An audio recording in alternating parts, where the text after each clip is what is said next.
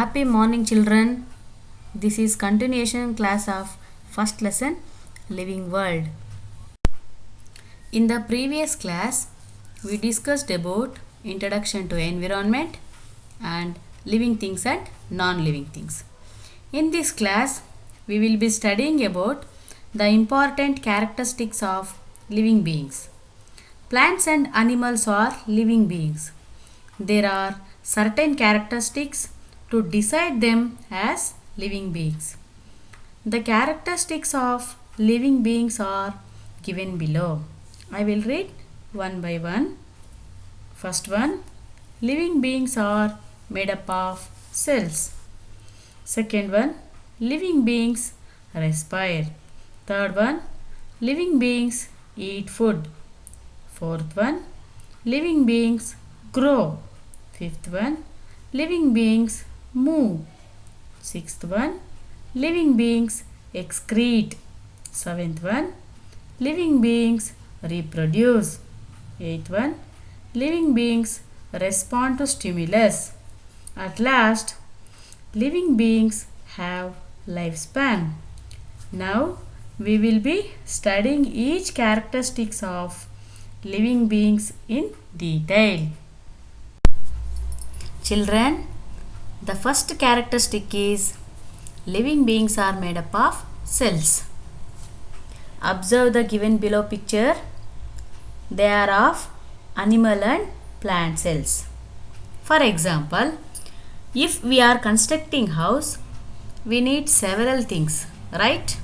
Such as bricks, cement, water, steel and wood. Then our house gets ready. Similarly, the body of living things is made up of cells. Children, the second characteristic is living beings do respiration. Already you have learnt in the previous class that living beings respire. During respiration, in animals, breathe in oxygen and breathe out carbon dioxide. There are special organs to respire in animals is lungs. Children, observe the lungs picture.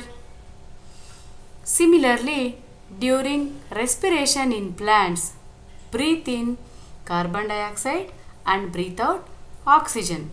The chemical formula for oxygen is O2 and the chemical formula for carbon dioxide is CO2. Plants also respire through stomata. Children, observe the below given picture. What do you mean by stomata? The small openings which are present on the lower surface of the leaves. That means bottom of the leaves. Therefore, with the help of respiration, the energy in the food is made available to the living body. The third characteristic is living beings eat food.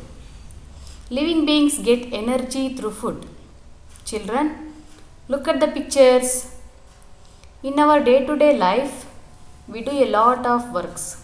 For example, carrying things, moving from one place to another place, and lot of mechanical works. Even to stand or to talk, we need energy. Children, how do we get energy? We get energy by eating food. Therefore, the plants and animals need food. Now let us see how the plants prepare and obtain their food. Generally, green plants produce their own food. That is why green plants are called as autotrophs. Children, observe the picture. Plants use solar energy, carbon dioxide in air, absorb water, minerals and salts from the soil through roots and prepare food with the help of chlorophyll in leaf. This process is called as photosynthesis. In the preparation of food by the plants, glucose is produced and oxygen is released. Children, Do you know what are the uses of glucose and oxygen in living beings? Yes. Glucose is the main source of energy for all the living beings to do day-to-day activities. Oxygen is helpful for metabolism activities such as to do respiration, digestion of food, absorption of food, and throwing out wastes from our body through sweat and urine. Children, already we know that plants prepare their own food, but there are some plants which depend on insects for their food. Such plants are called as insectivorous plants. For example, Drosera, Nepenthes, Utricularia, and so on. You will learn about them in higher classes. Now let us study about food of animals. Animals do not prepare own food. They depend on plants and other animals for food. Therefore, animals are called as heterotrophs. All animals do not eat the same type of food. Based on the food they eat, the animals are classified as follows: herbivore, carnivore, omnivore. Let us learn one by one. Herbivore: animals that eat only plants and plant products. Example: cow, goat, sheep, elephant, rabbit, etc. Carnivore: animals that eat flesh of other animals. Example: tiger, lion, leopard, cheetah, wildcats, etc.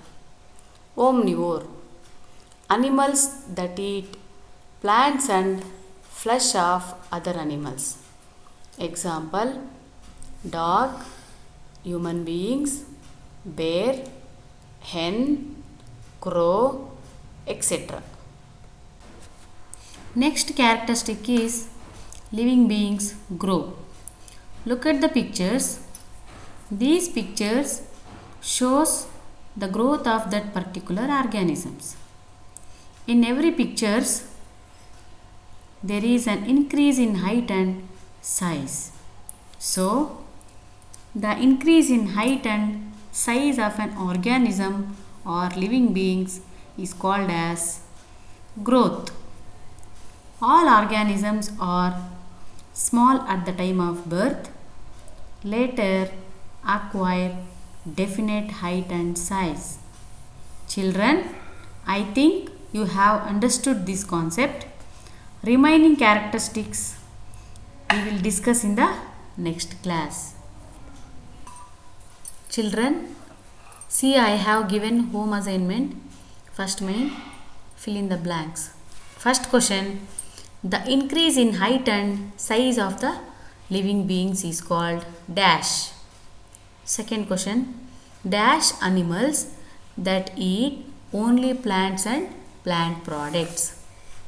Third question: the plants depend on insects for their food are called dash plants. Second main, answer the following. First question: which organ helps to do respiration in both plants and animals? Second question: define autotrophs. Third question: draw a neat diagram of plant and explain the process of photosynthesis. Thank you.